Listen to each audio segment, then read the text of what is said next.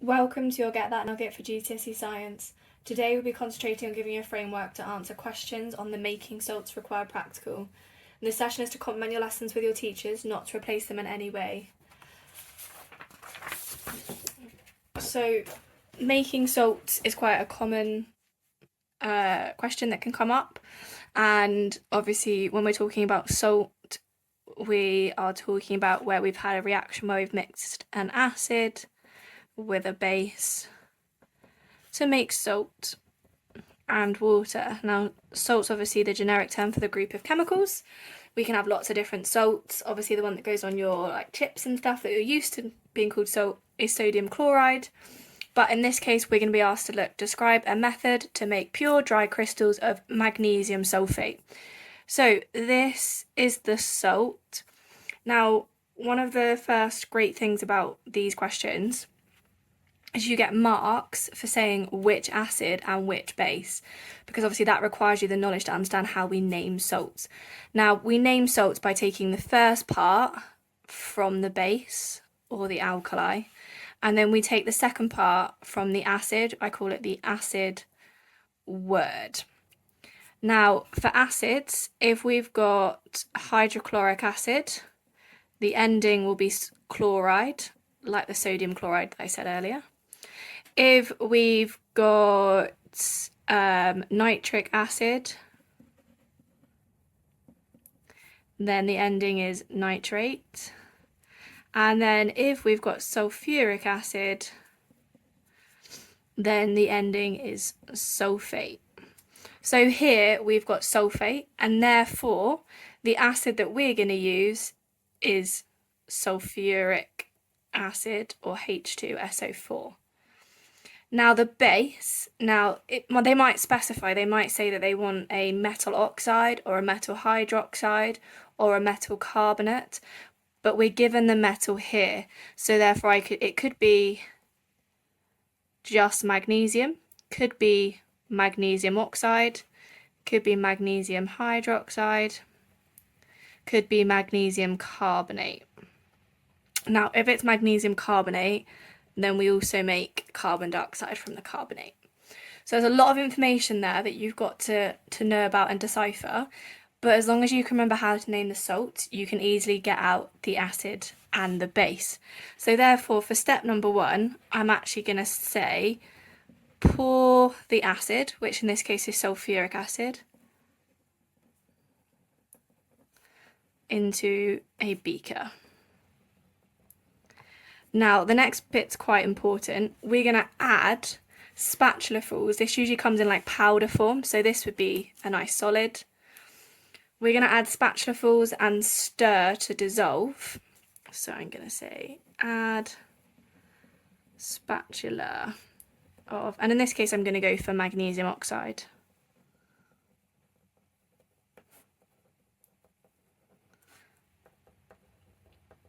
Now we need to keep doing this until all of the acid is doing.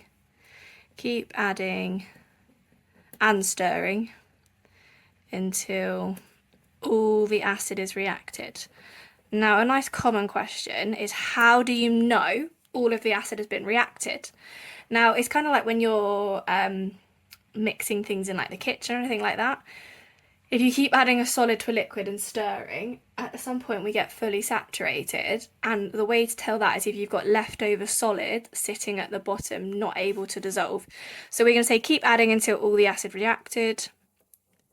You will know this has happened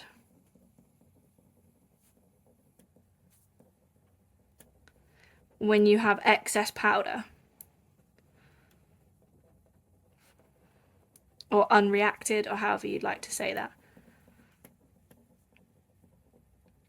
Now, do pay attention to what they give you. Obviously, some of these powders have different colours, and therefore there's quite often questions around that. Always use the information they've given you. They'll give you the colours, they'll tell you about what colour changes happen, things like that. Always have a look at that information at the top and decipher it down below. So now, unfortunately, we've got that sort of liquid with excess powder in it. We don't actually want the powder.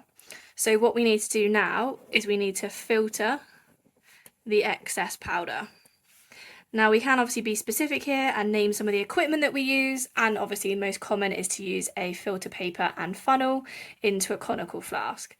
Now what the liquid that you're left with now is going to be a mix of the salt and water, because obviously what we've just explained happening is us mixing the acid and the base together, the sulfuric acid and the magnesium oxide. We filtered it and now we're left with the salt and water, but we only want pure dry crystals of magnesium sulfate, so we need to get rid of the water. Now obviously we could just leave it there, and by leave it there, sorry, I just mean like leave the mixture on the windowsill. However, we won't get crystals, so therefore we want to speed up the process and we need to heat the mixture. Oh, I've missed a gap. Heat mixture. Now again, I'm going to put in here about like using a Bunsen burner, and this is what you would have done, and you would have used like an evaporating dish, and you would have heated the mixture until some but not all water has evaporated.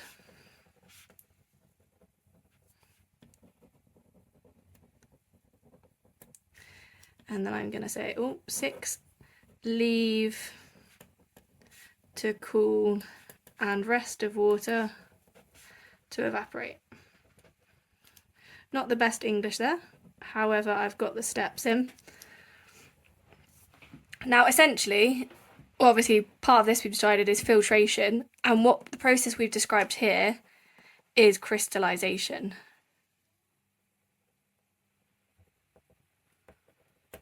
Okay, so just in case we need any names for those. Now, completely reacting the acid is really important because we don't want to heat any acid, so it's really important that we have that excess. It's really important that we know what that looks like. It's really important that we understand about the filtering, and it's important that we understand that we can't just straight away leave it to cool on a windowsill because we're not going to form large crystals. We need to heat the mixture and start that crystallization process. Now, it's a bit of you might have found when you've done this practical that some of you might have made like smaller crystals, some of you might have made big crystals, some of you might have just completely mucked it up and heated it too much and made powder. But the heat process is what's going to have the different size crystals, okay, depending on how well we do that. You also need to be very careful at this point. You might have found it when you did the practical. When you heat the mixture, if you start to heat it too much, little bits of like salt can pop out. Do make sure you're really, really careful with that and you don't do that. So just to recap, one of the best ways to get marks on these, because even if you forgot this entire method and you had a panic in the exam, but you always remember how to name your salts, the likelihood is you could get up to 2 marks for that. Okay, potentially only 1 mark, but up to 2 marks, which is really quite useful. That's pretty much. We could use an electric heater, that's sometimes mentioned in the mark schemes, but I would always say Bunsen burner because that's what you would have done. If you're asked to like describe the filter process, do make sure you say filter paper and funnel. I have seen some questions where you're asked to draw this. It is quite difficult. It's not that difficult to draw, but my best advice to you is always, you've got a pencil, you've got a rubber in the exam, use your pencil and your rubber in case you aren't 100% sure. Make sure all your equipment's touching, you don't want like a floating funnel. So if I was going to say about the filtration process, I know already I'm breaking my rule, I'm not using a pencil. I've drawn a very bad conical flask there, and if I'm going to have my funnel, can we see how I've made that touch the lines like so, and therefore I haven't got a floating one. I can have floating paper though, because obviously otherwise this wouldn't look right. And then obviously I'd label it filter paper and then funnel and my conical flask. And then here we have like the leftover excess, in this case magnesium oxide, and then the magnesium sulfate and water solution would be there. And that would obviously be an aqueous solution, okay, because it's dissolved in the water. And then I've got one question for you. It's very, very similar, but except this time we are describing a method to make pure dry crystals of copper sulfate. So remember how to name the salt and then go ahead with describing the method, and then just go back to the beginning of this video, go through the steps. You might need to ask your teachers to make sure that you've identified the proper acid and base for this.